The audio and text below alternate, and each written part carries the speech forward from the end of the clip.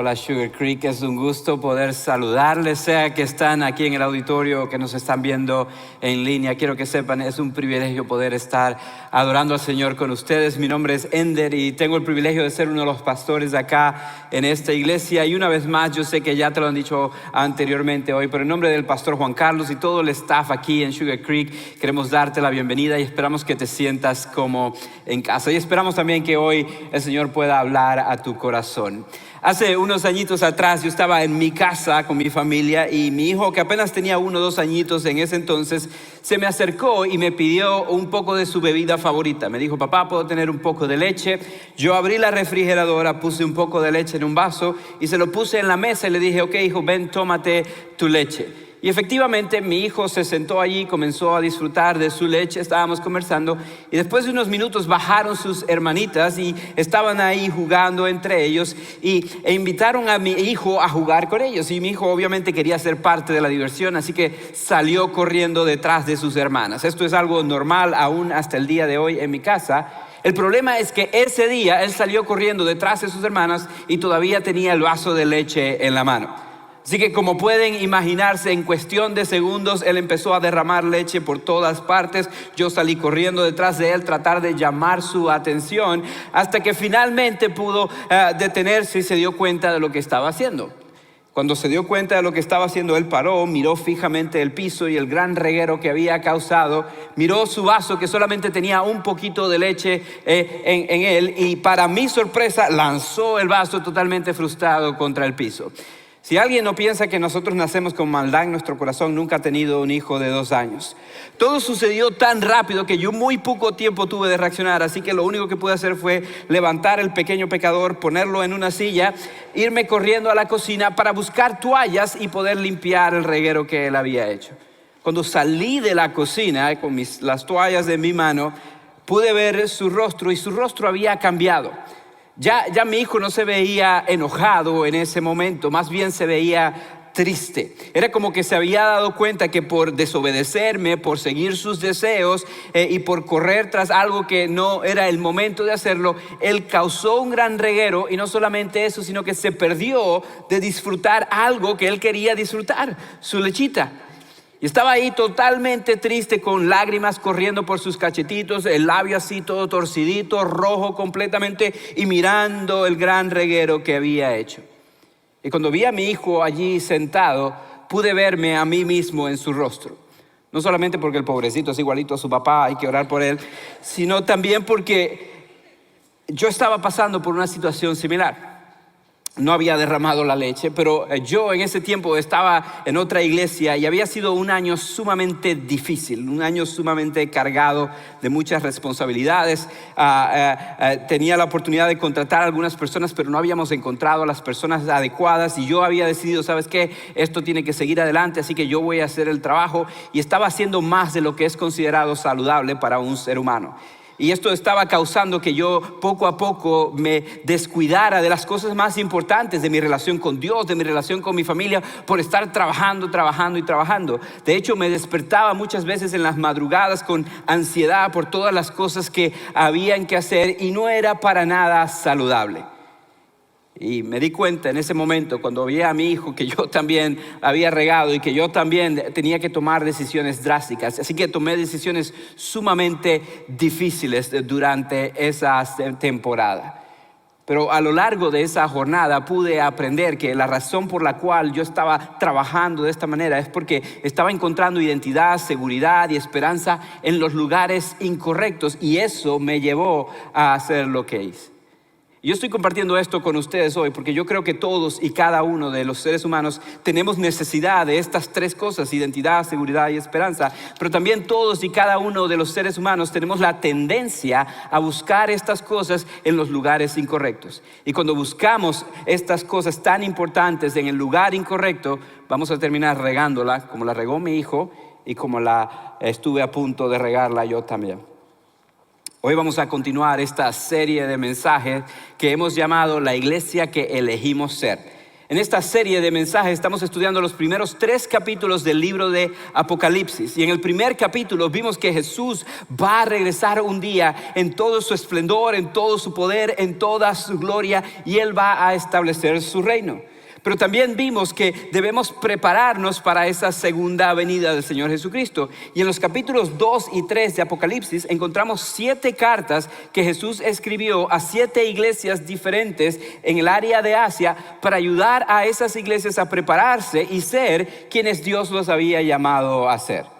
Hemos entonces estado estudiando estas cartas y hace 2 semanas atrás el pastor Juan Carlos nos habló de la carta que se le envió a la iglesia en Éfeso y cómo debemos ser una iglesia llena de pasión por Dios. La semana pasada él nos habló de la iglesia de Esmirna y aprendimos que debemos permanecer fieles a Dios y seguir a Cristo aún en las dificultades de la vida.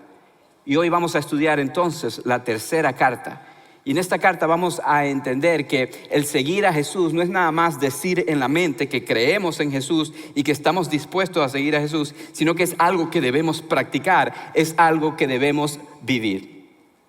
Hoy vamos a aprender que para ser la iglesia que Dios quiere que seamos, debemos elegir, vivir o practicar lo que decimos que creemos. Quiero comenzar presentándote a esta iglesia que vamos a estudiar hoy y encontramos la presentación de la iglesia en Apocalipsis capítulo 2, versículo 12. Mira lo que dice el versículo 12 ahí en Apocalipsis 2. Escribe al ángel de la iglesia de Pérgamo. Esto dice el que tiene la aguda espada de 2 filos. Quiero pausar aquí por un momento porque en este versículo nada más encontramos 2 elementos importantes de la carta que estamos estudiando ahorita. Primero encontramos quién es la audiencia original, a quién iba dirigida originalmente la carta. Y dice allí claramente que era para la iglesia de Pérgamo, era para los cristianos en una ciudad llamada Pérgamo. En un momento te voy a hablar de Pérgamo, pero quiero que nos movamos ahora a la segunda parte aquí, porque aquí encontramos también quién es el autor original de la carta, de quién son las palabras que están escritas en esta carta que vamos a estudiar en un momento. Y dice allí que el autor original es el que tiene la espada de 2 filos. ¿Quién es el que tiene la espada de 2 filos? Pues la Biblia nos enseña que es el Señor Jesucristo. Hace 3 semanas atrás el pastor Joel predicó sobre Apocalipsis capítulo 1 y él nos habló de que Jesús va a regresar en toda su gloria y él nos mostró varias características que aparecen allí en Apocalipsis 1 sobre Jesús y cómo va a regresar. Y en el versículo 16 específicamente dice que su lengua es como una espada de 2 filos que sale de su boca. Es decir, que aquí cuando dice el que tiene la espada de 2 filos se está refiriendo a Jesús.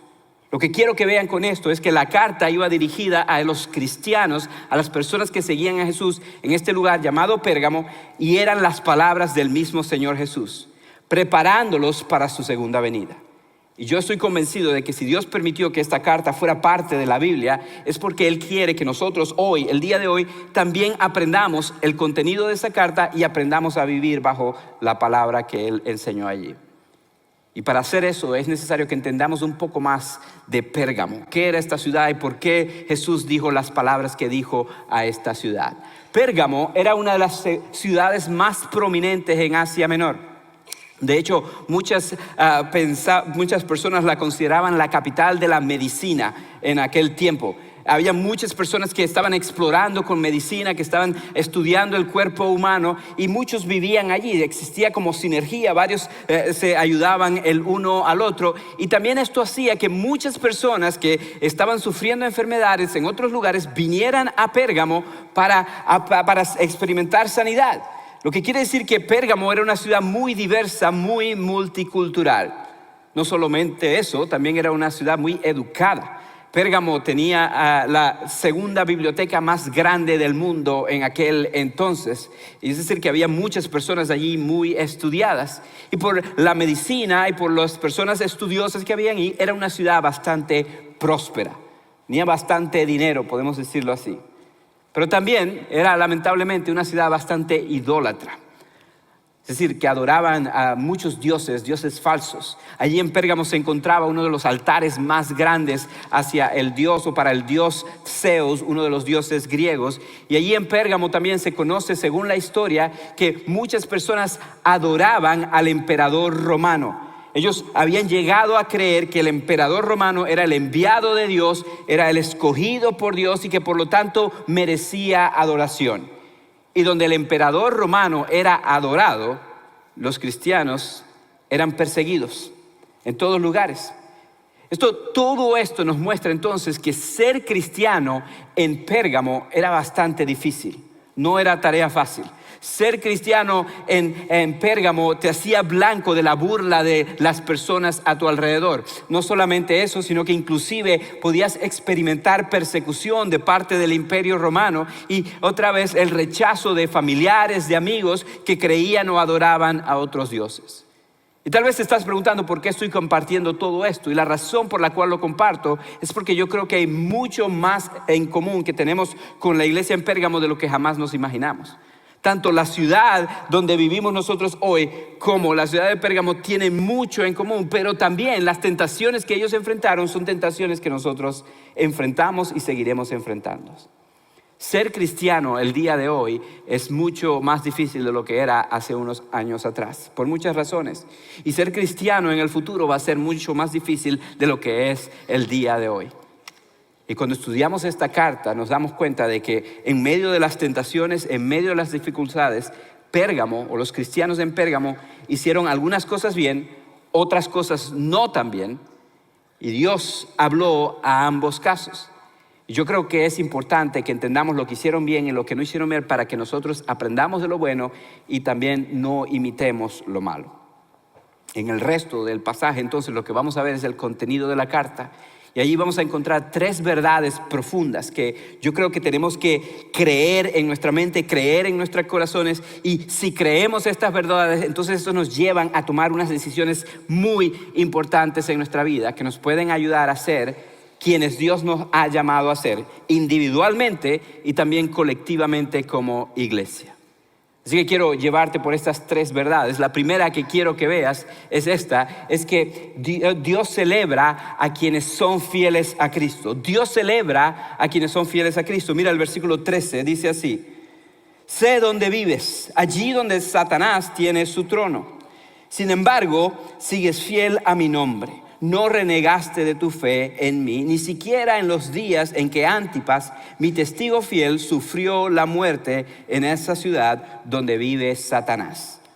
Vamos a pausar allí por un momento. Vemos que Jesús habla a los cristianos en Pérgamo y vemos que él tiene una opinión bastante fuerte sobre la ciudad. Dice, es allí donde Satanás tiene su trono, es allí donde vive Satanás. Es decir, que si Satanás tiene un centro de operaciones donde él está creando toda la maldad que está trayendo en el mundo, es allí. Satanás tenía mucho control de la ciudad y, como les digo, era muy difícil ser cristiano. Pero quiero que noten que Jesús celebra el hecho de que muchos de ellos permanecieron fieles a Cristo Jesús. Él celebra el hecho de que aún en la persecución, aún en las dificultades, aún cuando era difícil ser cristiano, ellos permanecieron fieles y no renegaron de su fe en Jesucristo. Y yo no sé ustedes, mis queridos, pero a mí me gustaría un día ser celebrado por Cristo y no todo lo contrario. Así que yo creo que hay mucho que podemos aprender aquí. Jesús celebra el hecho de que fueron fieles aún en los tiempos más difíciles para esta iglesia. Él dice allí, aún en el tiempo en que Antipas, mi testigo fiel, fue asesinado allí en esa ciudad. La gran mayoría de historiadores coinciden en que Antipas era muy probablemente la figura o el hombre que hoy consideraríamos el pastor de la iglesia o el líder principal allí en la iglesia. Era uno de los líderes más prominentes en el cristianismo. Y el Imperio Romano se encargó de asesinar a Antipas de una manera muy cruel. La historia nos dice que hicieron un caballo de bronce muy grande, metieron a este hombre dentro del caballo y le prendieron fuego. Básicamente cocinaron a este hombre para torturarlo y para humillarlo. Fue una muerte muy terrible. Y ellos hicieron con una doble intención. Uno era para tratar de detener a este hombre que estaba siendo usado por Dios para predicar las buenas nuevas de Jesús y estaba siendo usado por Dios para transformar muchas vidas, y ellos no querían que ese mensaje se esparciera, pero también para meter miedo y para intimidar a los cristianos que seguían a Antipas, de manera tal que ellos dejaran de seguir a Jesús. Fue una muerte terrible, pero Jesús dice, muchos de ustedes permanecieron fieles aún en medio de esa persecución. Algunos no lo hicieron y vamos a ver eso más adelante, pero yo creo que vale la pena preguntarnos aquí, ¿qué hizo que algunos de ellos permanecieran fieles en medio de situación tan difícil como la que estaban viviendo? Yo creo que es necesario que nos preguntemos esto, porque tú y yo vamos a ser confrontados en algún momento por nuestra fe. Y vamos a tener que tomar decisiones difíciles. Y si bien, gracias a Dios, nosotros vivimos en un país donde muy probablemente jamás vamos a ser perseguidos y puestos en un caballo de bronce por nuestra fe en Cristo Jesús, vamos a enfrentar presión de otras personas y persecución por nuestra fe de otras formas. Y mi pregunta es, ¿cómo vas a responder cuando esas presiones lleguen? ¿Cómo vas a responder cuando tus familiares te digan, ¿cómo así que estás yendo a una iglesia cristiana en vez de seguir la tradición que nosotros tenemos? ¿Cómo vas a responder cuando tus amigos te digan, ¿cómo así que ya no vas a jugar fútbol? Ya te hiciste aleluya y te vas a la iglesia en vez de venirte con nosotros. ¿Cómo vas a responder cuando venga una situación difícil a tu vida y tus pensamientos te digan, ¿y dónde está Dios en todo esto? ¿Cómo vas a responder cuando tu jefe te diga que hagas algo inmoral o algo ilegal y que inclusive te ofrezca una promoción o más dinero si estás dispuesto a hacer algo que sabes que no debes estar haciendo? ¿Sabes? Estas decisiones no se toman en el momento. Estas decisiones deben tomarse desde antes. Porque cuando llega la presión, si no estás preparado, no vas a poder ser fiel a Cristo como estos cristianos fueron fieles a Cristo.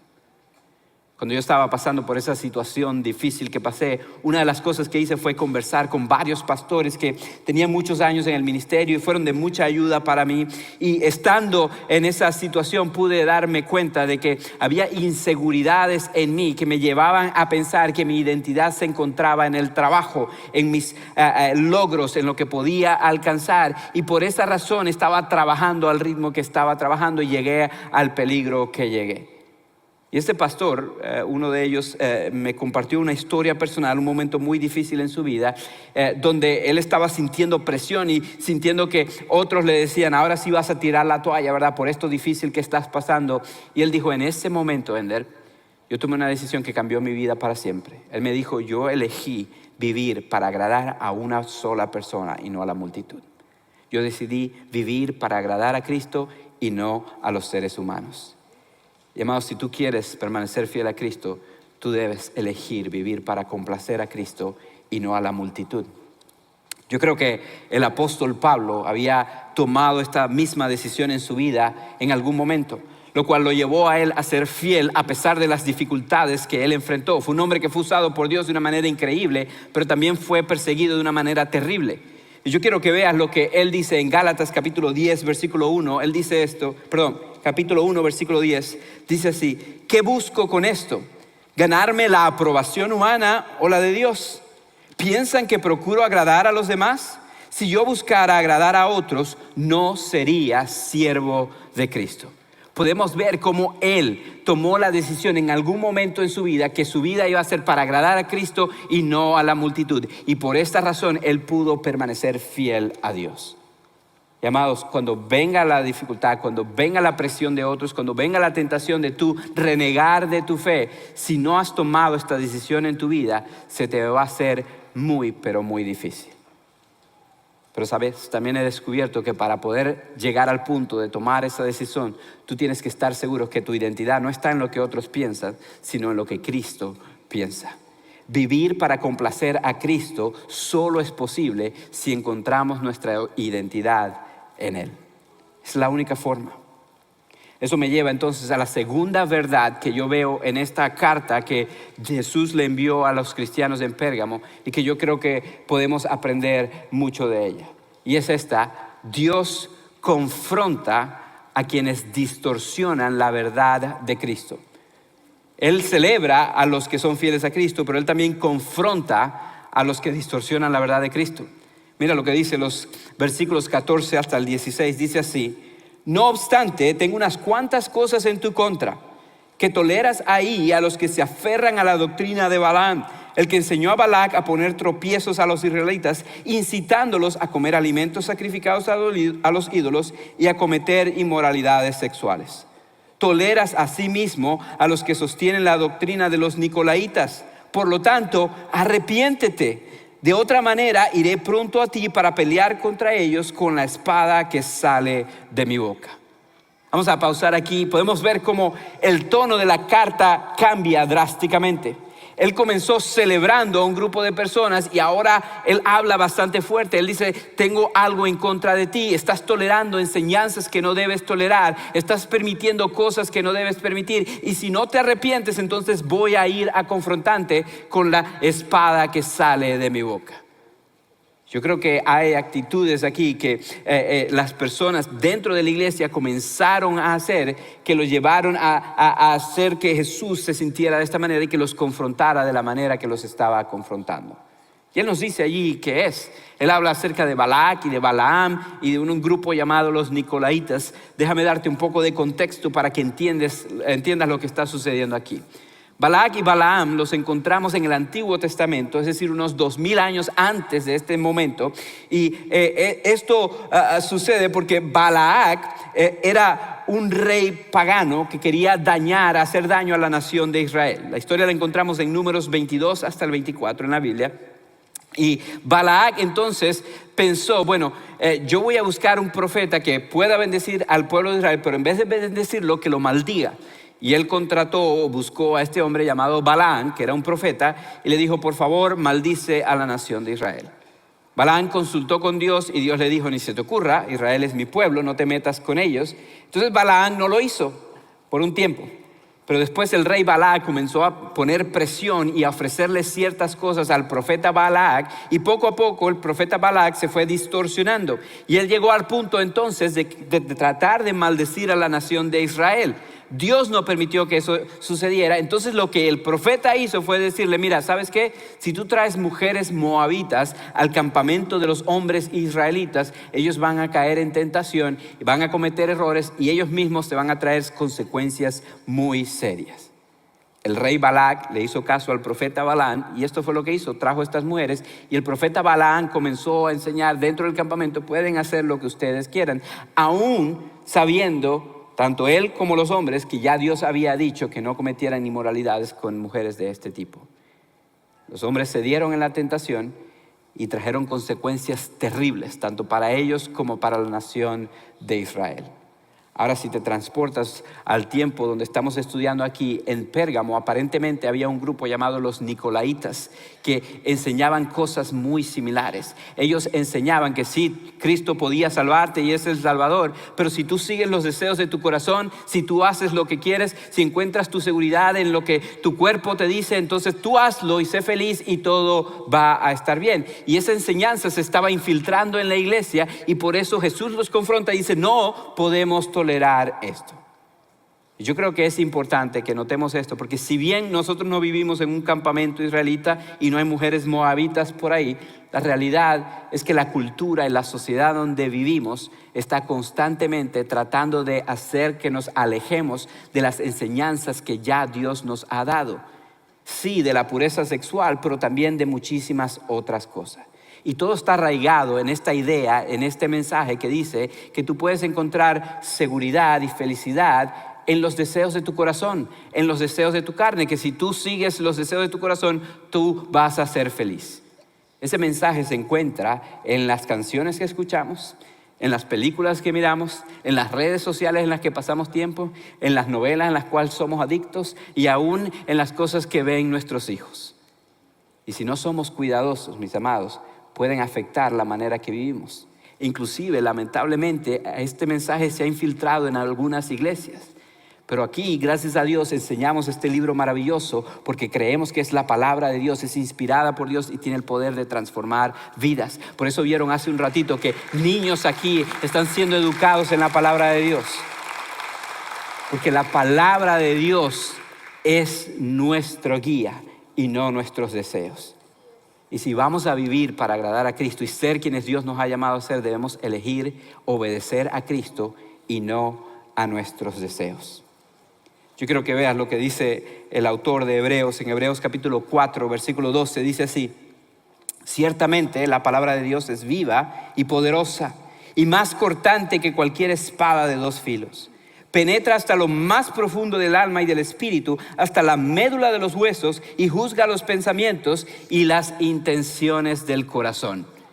La palabra de Dios enseña que nuestro corazón, nuestros deseos son engañosos, pero la palabra de Dios enseña también que tiene ella misma el poder de transformarnos de adentro hacia afuera. Y por lo tanto la elección es seguir a Cristo, obedecer a Cristo y no a nuestros deseos. Saben, yo me di cuenta que cuando estaba pasando por esa situación, a pesar de que estaba siguiendo a Cristo y tratando de construir el reino de Dios, en realidad muchas de las decisiones que yo estaba tomando era porque yo encontraba mi seguridad en mi trabajo, en mis responsabilidades, en lo que otros pensaran de mí. Y si algo salía mal en el servicio, si algo salía mal en la iglesia, yo pensaba que era mi responsabilidad. Y por eso llegué al punto de estar donde estaba. Y cualquiera de nosotros tiene la tentación de buscar seguridad en otro lugar y por lo tanto entonces seguir los deseos del corazón y no seguir a Cristo. Por eso quiero que sepas que obedecer a Cristo solo es posible si tú encuentras tu seguridad en Él y solo en Él. Esto me lleva al tercer punto, la tercera verdad que encontramos en la carta que Jesús le envió a la iglesia en Pérgamo, y es Jesús conforta a quienes confían en la obra de Cristo. Él confronta a aquellos que no siguen a Cristo o distorsionan la verdad de Cristo, pero Él conforta o consuela a los que confían en la obra de Cristo. Quiero leer el versículo 17, que es la última porción ahí en la carta. Dice así: al que tenga oídos, que oiga lo que el Espíritu dice a las iglesias. Al que salga vencedor, le daré del maná escondido y le daré también una piedrecita blanca en la que está escrito un nombre nuevo que solo conoce el que lo recibe. Él dice lo siguiente, él dice: preste atención, iglesia, ya saben lo que hicieron bien, ya saben lo que están haciendo mal, y quiero que sepan, hay recompensa, hay algo que viene más adelante, hay esperanza para aquellos que deciden confiar en mí, obedecerme a mí y confiar en mi obra. Eso es lo que él está diciendo. Y él menciona un par de cosas aquí que tal vez no tienen mucho sentido para nosotros, pero es la recompensa que él menciona, así que quiero que indaguemos un poquito más. Primero él menciona el maná escondido. Él dice: van a recibir del maná escondido. ¿Qué es el maná? No me respondan una banda de rock mexicana, porque eso es otro maná. El maná del que estoy hablando es algo que encontramos en el libro de Éxodo y a lo largo de toda la Biblia de ahí en adelante. El pueblo de Israel se encontraba en el desierto, en medio de una incertidumbre terrible. Estaban tratando de llegar a una tierra donde pudieran establecerse, pero estaban dando vueltas y vueltas allí en el desierto y no podían plantar frutos, no podían hacer crecer trigo para hacer pan, no podían hacer nada. Ellos estaban allí en el desierto y pasaron muchos años en esta situación. Pero Dios, a pesar de su desobediencia y su rebeldía, fue fiel a ellos en todo momento. Y parte de cómo Él mostró su fidelidad fue proveyéndoles un producto del cielo que parecía como un pancito, una galletita. No sabemos exactamente, ni siquiera ellos sabían lo que era. De hecho, la palabra maná significa ¿qué es esto? Porque ellos no sabían lo que era. Pero todos los días ellos salían de sus tiendas de campaña y encontraban todo el lugar lleno de este producto que se podía comer como un pan. Y todos los días ellos podían agarrar lo que necesitaban para ese día y utilizarlo durante el día. Es interesante que Dios le dijo: no agarres de más, porque si agarras de más se te va a dañar. Y efectivamente, aquellos que agarraban para el siguiente día se les dañaba, les salían gusanos. Solamente el día antes del día de reposo ellos podían tomar doble, porque no podían trabajar en el día de reposo. Dios les decía: el día antes toma doble. Y efectivamente ese día tomaban doble y no se dañaba al siguiente día. Todos los días Dios les daba exactamente lo que ellos necesitaban. Y gran parte de la enseñanza que ellos tenían que aprender en esto era que Dios es su sustento, que Dios es su provisión y que Dios es su esperanza. Que la esperanza que ellos buscaban no se encontraba en una tierra nueva, no se encontraba en ellos tener una nación, no se encontraban en ellos criar sus propios animales y tener sus propios frutos. Su esperanza, su sustento, todo lo que ellos necesitaban se encontraba en Él. Que si no tenían nada, pero tenían a Dios, tenían todo lo que necesitaban. Eso era lo que ellos necesitaban aprender. Y Dios le pide a Moisés que guardara un poco de este maná como un recordatorio para las generaciones por venir de que Dios es la esperanza y el sustento que todos necesitamos. Y yo quiero que sepas que mucho más adelante en la historia entra en escena un hombre llamado Jesús. Un hombre que llevó a vivir una vida perfecta, jamás se equivocó, jamás cometió error. Él fue la única persona que jamás rompió una de las leyes de Dios, jamás siguió un deseo de su corazón que no agradaba a Dios, vivió una vida completamente perfecta. Y a pesar de vivir una vida completamente perfecta, Él murió en una cruz, torturado. Pero la Biblia enseña que Él entregó su cuerpo voluntariamente para ser quien pagara por nuestros pecados, para tomar nuestro lugar y de esa manera nosotros poder tener acceso a Dios. De esa manera nosotros tener todo lo que necesitamos por medio de Él. Él es nuestro sustento, Él es nuestro maná escondido. Y si tú quieres vivir para agradar a Dios, entonces tú tienes que elegir creerle a Cristo y no a tus circunstancias. Tienes que elegir creer que Él es suficiente para ti y por lo tanto no buscar tu esperanza en tus deseos, no buscar tu esperanza en las cosas terrenales, no buscar tu esperanza en las cosas que este mundo te da, sino buscarla en Él. Mira lo que el mismo Jesús enseñó en Juan capítulo 6, versículo 51. Él dice lo siguiente: yo soy el pan vivo que bajó del cielo. Si alguno come de este pan, vivirá para siempre. Este pan es mi carne que daré para que el mundo viva. Él es el pan vivo. Él es el sustento eterno. Más adelante en su vida, la noche antes de morir en esa cruz, Él tomó pan nuevamente y dijo: este pan es mi cuerpo que por ustedes entrego. Amados, tú y yo que ponemos nuestra fe en Cristo Jesús, tenemos una esperanza que es segura y es una esperanza eterna.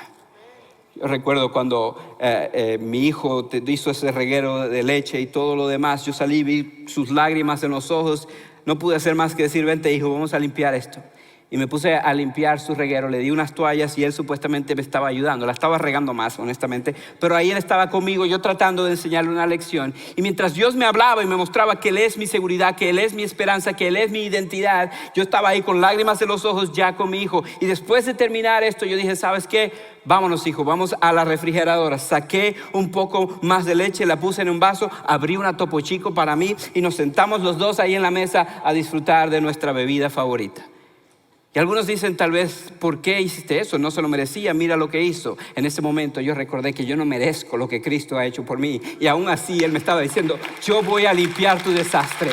Yo tengo un plan para ti. Puedes tener tu esperanza en mí. Amados, confiar en Cristo solo es posible si encuentras tu esperanza en Él. Eso me lleva entonces a la segunda recompensa que el autor menciona allí. Y es una piedrecita blanca. Qué recompensa tan hermosa, ¿verdad? ¿Quiénes de ustedes se despertaron esta mañana diciendo: ojalá yo tuviera una piedrecita blanca como recompensa? Ninguno de ustedes. Porque en nuestra cultura una piedrecita blanca no significa mucho. Pero si estás en el auditorio, tal vez no los que están en línea, no. Pero si estás en el auditorio, yo espero que cuando entraste hayas recibido una piedrecita blanca. Y yo quiero explicarte por qué es tan significante. Si no recibiste una, no te preocupes, al salir puedes recibir una. Pero ¿por qué es tan importante esto? Dice allí que ibas a recibir una piedrecita blanca, dice allí, con un nuevo nombre. Con un nuevo nombre. Esto era sumamente importante en esa cultura y en ese tiempo. Porque cuando una persona recibía una nueva identidad, un nuevo nombre, muchas veces le escribían el nombre en la piedrecita para que la persona sirviera como un símbolo y también mostrar a otros: tengo una nueva identidad. Y tal vez tú dices, ¿por qué alguien querría una nueva identidad? Muchas veces personas que eran esclavos y que habían vivido como esclavos toda su vida, finalmente eran libres, y cuando eran libres recibían una nueva identidad, un nuevo nombre. Y yo quiero que sepas, mi amado, que la Biblia enseña que en Cristo Jesús tú y yo somos perdonados. En Cristo Jesús somos una nueva criatura. Lo viejo ha pasado, ha llegado lo nuevo. Es decir, que en Cristo tenemos una nueva identidad. No tienes que buscar tu identidad en la aprobación de otros. No tienes que buscar tu identidad en las cosas terrenales, porque Cristo te ha hecho una nueva persona. Tú tienes una nueva identidad en Cristo. En Cristo tengo una nueva identidad. No solamente eso, también las piedrecitas eran usadas en el sistema judicial en el mundo greco-romano. En nuestra cultura hoy, cuando alguien va a juicio y hay un jurado, cuando el jurado llega a un veredicto, hay alguien del jurado que se levanta y dice: hemos llegado a un veredicto, y él dice: el acusado es culpable o no culpable. En aquel entonces no lo hacían de esta manera. En aquel entonces, después de que el jurado llegaba a un veredicto, lo que hacían era que le daban una piedrecita a la persona acusada.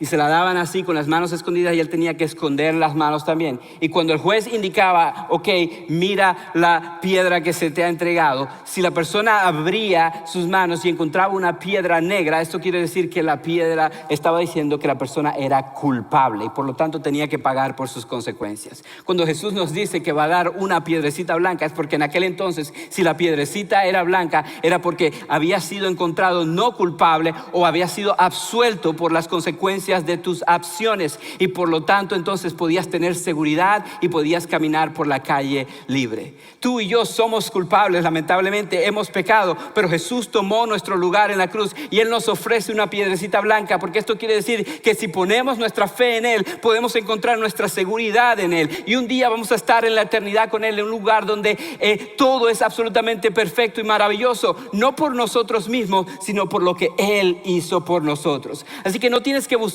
tu seguridad en lo que tú logras, en lo que tú alcanzas, en lo que tú haces, sino que puedes encontrar tu seguridad en Cristo, y por lo tanto eres libre para vivir para Cristo. Y la tercera razón por la cual la piedrecita era importante es porque en el mundo de los Juegos Olímpicos, que eran muy comunes en aquel entonces, parte de los premios que recibían los ganadores era una piedrecita blanca. Recibían una corona de laurel y también una piedrecita blanca. Esta piedrecita blanca no era mucho para las personas comunes, pero para un atleta era muy significativo. Porque un atleta, para poder llegar a ese punto, tenía que abstenerse de muchas cosas, de muchas tentaciones. Tenía que llevar una dieta muy rígida, tenía que comer comida muy saludable por mucho tiempo, ejercitarse mucho. Y lo que hacían los organizadores de los Juegos Olímpicos era que al final de los Juegos Olímpicos ofrecían un gran banquete donde traían manjares como nunca antes visto. Traían una gran celebración, una gran fiesta y una maravillosa comida. Y no cualquier persona podía entrar. Era un evento sumamente exclusivo, pero aquellos que tenían una piedrecita blanca podían llegar a la puerta de ese banquete e intercambiar su piedrecita blanca por una entrada a ese banquete y poder disfrutar de ese hermoso evento.